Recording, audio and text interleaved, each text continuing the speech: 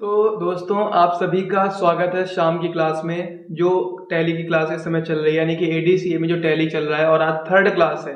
आज की क्लास सबसे ज़्यादा इम्पोर्टेंट क्लास है। क्यों इम्पोर्टेंट क्लास मैं आपको बता दूं, क्योंकि आज की क्लास में हम वो चीज़ सीखेंगे जो कि आपकी आगे तक काम आने वाली है।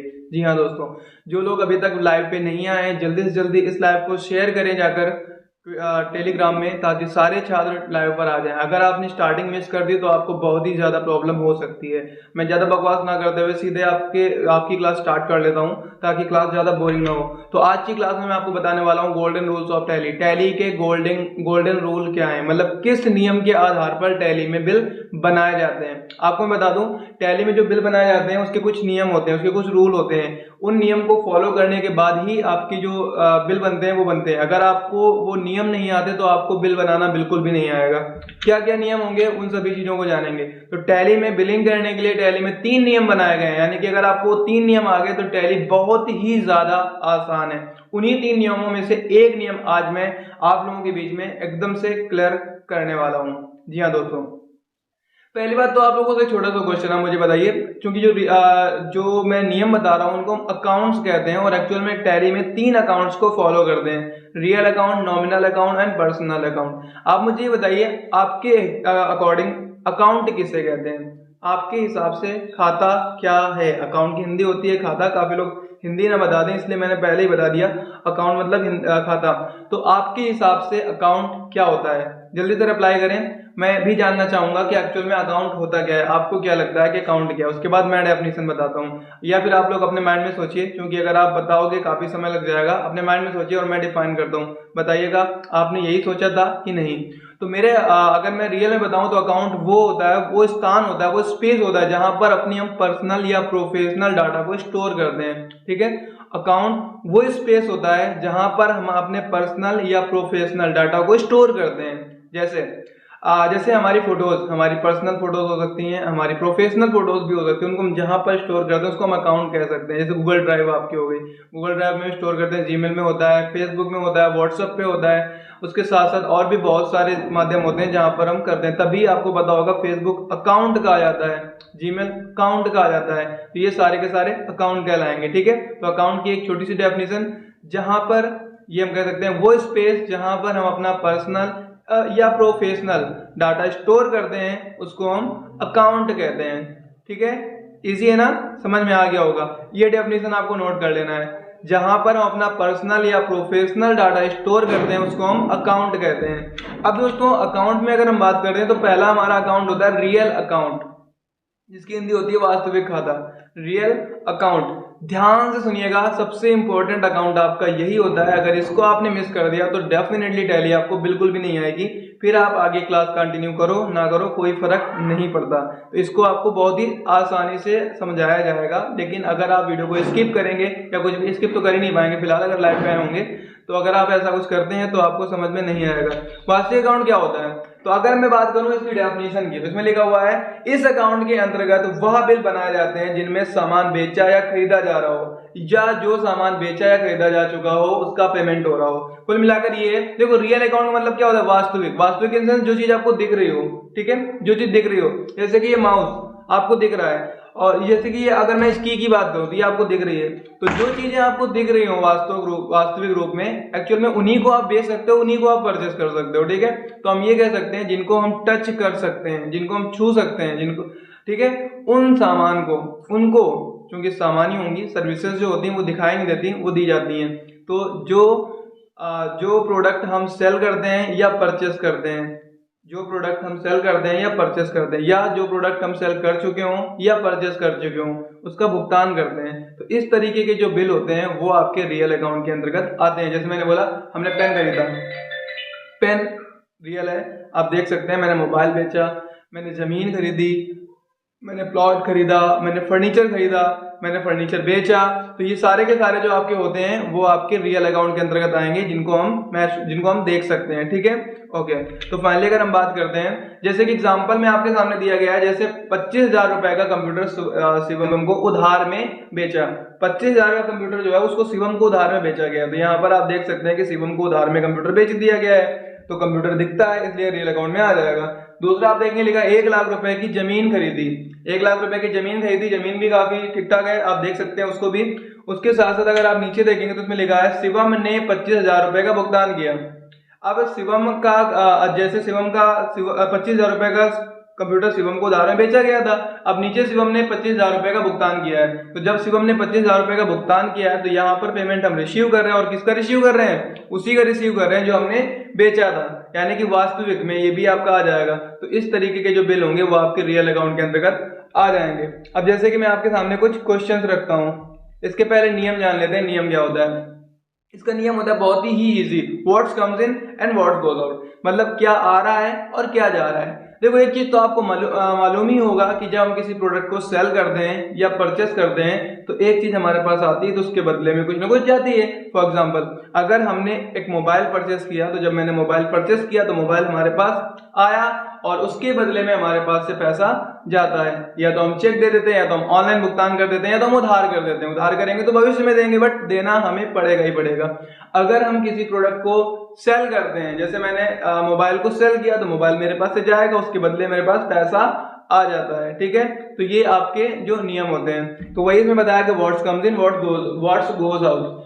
अगर हमारी फर्म में कुछ भी आ रहा है, अगर हमारी फर्म में कुछ भी आ रहा है, कुछ भी इन सेंस जैसे जमीन खरीदी गई, कंप्यूटर खरीदा गया, फर्नीचर खरीदा गया, कुछ भी अगर हमारे बिजनेस में खरीदा जा रहा है, लाया जा रहा है, तो उसको हम बोलते हैं डीआर में। और डीआर मतलब डेबिट को ही हम बाय लिखते हैं, ठीक है।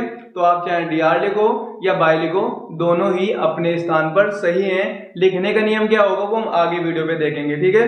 तो अगर हमारी कंपनी में कुछ भी आ रहा है तो उसको हम डेबिट करते हैं, यानी कि बाय में लिखते हैं। और अगर हमारी कंपनी से कुछ भी जा रहा है, फॉर एग्जांपल हमने बिल्डिंग खरीदी और हमने कैश किया, तो जब हमने कैश किया तो कैश हमारे पास से गया। तो अगर हमारे बिजनेस से, हमारी ट्रस्ट से, हमारी संस्था से कुछ भी जा रहा है तो उसको हम सीआर यानी कि क्रेडिट करते हैं, ठीक है।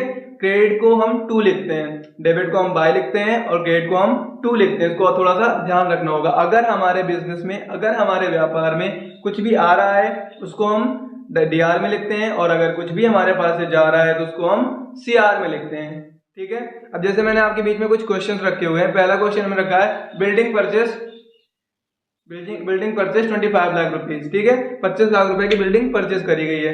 दूसरा क्वेश्चन है कंप्यूटर परचेस 15,000 रुपीज, 15,000 का कंप्यूटर खरीदा गया। ये सारे क्वेश्चंस नोट कर लीजिएगा। आगे मैं इनके आपको आंसर्स भी दूंगा ताकि आपको समझ में आएगा, और जब मैं आपको समझा दूंगा इनके आंसर्स, उसके बाद मैं आपके बीच में एक सेट प्रेजेंट करूंगा। वो सेट आपको टेलीग्राम ग्रुप में मिलेगा। उसके बाद आप उस सेट को सॉल्व करेंगे खुद से, क्योंकि मुझे भी पता चला कि आप लोगों को कितना आ रहा है। सॉल्व करने के बाद आप मुझे पर्सनल उसका स्क्रीनशॉट, उसका फोटो क्लिक करके सेंड करोगे, ताकि मैं चेक कर सकूं कि कितने लोगों के सही है और कितने लोगों के गलत है, ठीक है। और मेरा काम है कि आप लोगों को शुरू से ही इस लेवल से लेके चलना कि आपको दोबारा रिवीजन कराने ना पड़े, शुरू से ही आप इतना अच्छे हो जाओ। और आगे हर एक के क्लासेस में मैं पिछला डेटा उठाता जाऊंगा ताकि आप भूल ना सकें। तीसरा क्वेश्चन हमारा है एलईडी सोल्ड 3500 रुपीज, यानी कि 3500 रुपए की एलईडी बेची गई है। अगला क्वेश्चन, अगर मैं फोर्थ क्वेश्चन की बात करूं तो इसमें लैपटॉप सोल्ड 48,500 रुपीज, 48,500 रुपए का लैपटॉप बेचा गया है, ठीक है। एंड फिफ्थ क्वेश्चन हमारा है फर्नीचर परचेस 17,500 रुपीज, 17,500 रुपए का फर्नीचर खरीदा गया है, ठीक है। 17,500 रुपए का फर्नीचर खरीदा गया है। तो ये हमारे कुछ क्वेश्चंस थे। अब इन क्वेश्चंस को हम सॉल्व कर लेते हैं। आई होप आपने क्वेश्चन नोट कर लिए होंगे।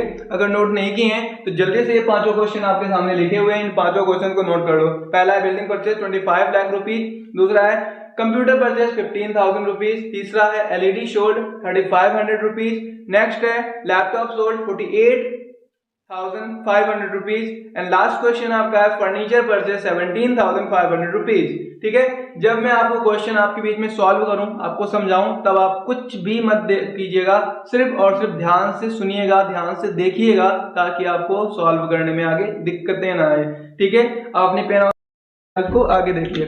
तो अब इसको हम आंसर कर लेते हैं। तो पहला हमारा क्वेश्चन था बिल्डिंग परचेस 25 लाख रुपीज। इसको हम देखेंगे तो इसमें बताया गया कि बिल्डिंग 25 लाख रुपए की खरीदी गई है। अब आप मुझे बताइए, जब बिल्डिंग आप परचेस करोगे तो बिल्डिंग आपके पास आएगी या बिल्डिंग आपके पास से जाएगी? ठीक है। जब बिल्डिंग आप 25 लाख रुपए की परचेस करेंगे तो डेफिनेटली आपको मालूम है कि बिल्डिंग आपके पास आएगी। यहाँ पर बेचने वाले का नाम नहीं पता, इसका मतलब हमने पेमेंट कर दिया, ये भी आपको ध्यान देना होगा। अगर खरीदने या बेचने वाले का नाम आपको दिया गया है तो इसका मतलब सामान उधार पे है। आगे अगर बता दिया गया है ऑन क्रेडिट या नहीं भी बताया गया था, अगर आगे बताया गया कि ऑन कैश, तो इसका मतलब उसका भुगतान हो गया है। लेकिन अगर सामने वाले का नाम दिया ही नहीं गया तो इसका साफ मतलब है कि उस सामान का जो भी आपने खरीदा या जो भी आपने बेचा उसका पेमेंट हो चुका है। तो यहाँ पर कहा गया building purchase 25 lakh rupees, 25 lakh रुपए की बिल्डिंग जो है उसको बेचा गया है। अब आप मुझे बताइए कि बिल्डिंग आपके पास आएगी या जाएगी। जब हमने 25 लाख रुपए की बिल्डिंग खरीदी है तो बिल्डिंग हमारे पास कम्स इन होगी। कम्स इन सेंस बाई, जो आपने नोट्स में लिखा हुआ है देख लीजिएगा, व्हाट्स कम्स इन बाई लिखा है। तो बिल्डिंग हमारे पास आई मतलब कम्स इन, तो हम लिख देंगे बाई बिल्डिंग अकाउंट। अकाउंट इसके सामने देखो, जो प्रोडक्ट आप लिखोगे उसके सामने उसका एमआरपी लिखोगे और नीचे जो लिखेंगे वो होगा जो उसका पेमेंट हुआ है, जितना भी हुआ है। एग्जांपल में ये समझो, जैसे ये माउस मान लो 500 रुपए का था लेकिन मुझे 450 का पड़ा, तो ऊपर लिखेंगे हमने इसको परचेस किया तो हम लिखेंगे बाई माउस अकाउंट, जितने का था उतना सामने डालेंगे तो 500 डाल देते। एग्जैक्टली यहाँ पे हम डालेंगे by building account 25 lakh rupees, ठीक है। उसके बाद हमारे पास से क्या गया, कैश गया, तो टू कैश अकाउंट 25 लाख। पूरे 25 लाख रुपए हमने क्यों लिखे हैं, क्योंकि आगे कोई डिस्काउंट वगैरह की बात नहीं हुई है। तो ऊपर जो 25 लाख रुपए लिखा गया है वो उस प्रोडक्ट का एमआरपी है और नीचे जो आपका 25 लाख रुपए लिखा गया है वो उसका पेमेंट है, उसका भुगतान है, ठीक है। डिस्काउंट एंट्री जब हम आगे पढ़ेंगे तो आपको सब कुछ बताया जाएगा। आगे आपको हम उधार वाली एंट्री भी पढ़ाएंगे और आगे जब हम भुगतान कैश में भुगतान हम बैंक में करेंगे उसको भी हम बताएंगे। अभी चूंकि ये फर्स्ट सेट है, पहली बार मैं आपको डिफाइन कर रहा हूं, इसलिए मैं एकदम इजी सेट लेके चल रहा हूं। दूसरा हमारा क्वेश्चन था कंप्यूटर परचेस 15,000 रुपीज। काफी लोगों को इसका आंसर आ भी गया होगा। कंप्यूटर हमने खरीदा है 15,000 रुपए का। जब आपने कंप्यूटर खरीदा तो कंप्यूटर कम्स इन हुआ, बिल्कुल ठीक ऊपर वाली एंट्री के तरीके हो जाएगा। तो बाई कंप्यूटर अकाउंट, कंप्यूटर खरीदा मतलब कंप्यूटर हमारे पास आया, जब आया तो बाय कंप्यूटर अकाउंट और हमारे पास से क्या गया, कैश गया, तो to cash account. By computer account 15,000 to cash account 15,000, ठीक है। तो देख लेते हैं by computer account 15,000 to cash account 15,000। देखो इसको समझ लेते हैं, काफी लोगों को लग रहा होगा यार ये फॉर्मेट कैसे बनाया गया। बाय कंप्यूटर, बाय मैंने इसलिए लिखा क्योंकि ये हमारे पास आया है। कंप्यूटर जो कि प्रोडक्ट है, अकाउंट मतलब खाता, कंप्यूटर के खाते में कितना 15,000 रुपए और कैश कितना हुआ, कैश का खाता कितना 15,000 रुपए, मतलब कंप्यूटर का खाता इन सेंस कंप्यूटर का एमआरपी कितना, कैश इन सेंस कैश का भुगतान कितना हुआ। तो दोनों ही चीजें यहाँ पर डिफाइन कर देंगे। बाय कंप्यूटर अकाउंट मतलब कंप्यूटर के खाते में 15,000 रुपए और कैश के खाते में भी 15,000 रुपए। तो दूसरा क्वेश्चन भी डन हो गया। अब तीसरा क्वेश्चन है एलईडी सोल्ड 3500 रुपीज, 3500 रुपए की एलईडी बेची गई, उसका उल्टा है। इस पे हमने एलईडी को सेल किया है, मतलब हमने एलईडी को बेचा है। जब हम एलईडी को सेल करेंगे तो एलईडी हमारे पास से गोज आउट होगी, यानी कि जाएगी। जब एलईडी हमारे पास से जाएगी तो एलईडी किस में जानी चाहिए, goes out in sense to, तो हो जाएगा टू एलईडी अकाउंट, कितने की 3500 रुपीज की। जब एलईडी हमारे पास से जाएगी तो हमारे पास उसके बदले में कुछ ना कुछ आएगा, क्या आएगा, कैश आएगा। तो हमारे पास हो जाएगा बाय कैश अकाउंट, ठीक है, to LED account by cash account. अगला क्वेश्चन अगर हम बात करें तो लिखा है लैपटॉप सोल्ड 48,500 रुपीज, 48,500 रुपए का लैपटॉप बेचा गया। लैपटॉप 48,500 का बेचा गया। तो आप मुझे बताइए कि लैपटॉप आपके पास आ रहा है, आपके पास से जा रहा है। किसी प्रोडक्ट को जब आप सेल करते हो तो आपके पास से गोज आउट होता है, goes out in sense to, तो टू लैपटॉप अकाउंट हो जाएगा कितना 48,500 रुपए और बाई कैश अकाउंट हो जाएगा 48,500 रुपए, ठीक है, क्योंकि लैपटॉप आपके पास से गोज आउट हुआ और कैश आपके पास कम्स इन हुआ। समझ में आ गया, इतना आ गया ना। लास्ट क्वेश्चन का आंसर आप लोगों को देना है, जो भी क्वेश्चन होगा, ठीक है। तो इसको लैपटॉप मैंने क्या किया, लैपटॉप मैंने चूंकि बेचा था तो टू लैपटॉप अकाउंट हो गया और कैश चूंकि मेरे पास आया था तो बाई कैश अकाउंट हो गया। अब लास्ट क्वेश्चन आपका है, आप लोगों के लिए है, 10 तक मैं काउंटिंग करूंगा, आप लोगों को रिप्लाई कर लेना है। फर्नीचर परचेस करना है 1 2 3 4 5 6 7 8 9 एंड 10। अब जिन लोगों ने रिप्लाई कर लिए हैं वो अपने आंसर्स को मैच कर लें। तो इसका आंसर होगा फर्नीचर, चूंकि परचेस किया है तो बाय फर्नीचर अकाउंट हो जाएगा, क्योंकि फर्नीचर हमारे पास कम्स इन हुआ है और हमारे पास से इसके बदले में कैश जाएगा तो हो जाएगा to cash account, by furniture account to cash account. ये आपका हो गया। अब दोस्तों आपको मैं एक सेट शेयर करूंगा टेलीग्राम में, बहुत ही जल्दी आप लोगों के बीच में पहुंचने वाला है। उस सेट को आपको जल्दी से जल्दी सॉल्व करना है। कोई भी सेट के आंसर्स को ग्रुप में शेयर नहीं करेगा, नहीं तो बाकी लोग भी उसको कॉपी कर सकते हैं। तो ग्रुप में शेयर नहीं करेंगे आप लोग, इस चीज को ध्यान रखें थोड़ा सा।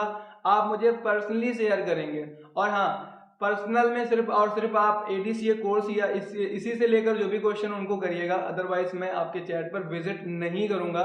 मैंने आपसे पहले ही बताया था, I don't have much time, मेरे पास इतना समय ज़्यादा नहीं होता। ऑलरेडी एक वीडियो को शूट करने में मुझे आगे चलकर 1 घंटे से ज़्यादा देना पड़ेगा। अभी शुरुआत हो रही है और देख रहे होंगे डेली की क्लासेस बड़ी होती चली जा रही हैं, और एक दिन 1 घंटे की पूरी फुल्ली क्लास हो जाएगी।